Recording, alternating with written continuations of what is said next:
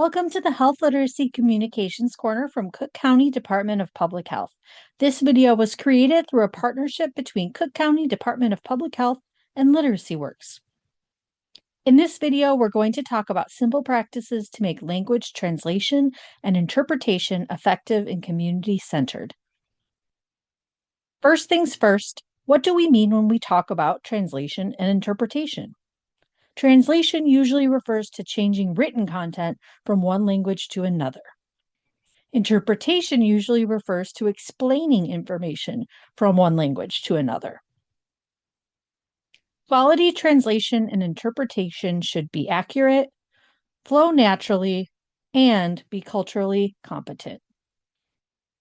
Let's talk about a few ways to make translation and interpretation as helpful as possible for everyone involved. 3 tips for translation. First, say what you mean. English has many phrases that don't always translate easily. For example, it's raining cats and dogs doesn't mean cats and dogs are flying around in the air. It just means it's raining hard outside. So be direct with important information so folks don't get confused. Next, leave room in your content for differences in length. The same ideas might take up more or less space in different languages. Be sure to leave yourself some room to adjust the design of your documents if you are translating the same content across languages. Last, make sure humans are involved. It's tempting to rely solely on technology these days, but humans are still essential. AI tools and automatic online translators can make mistakes that can have a big impact on your message.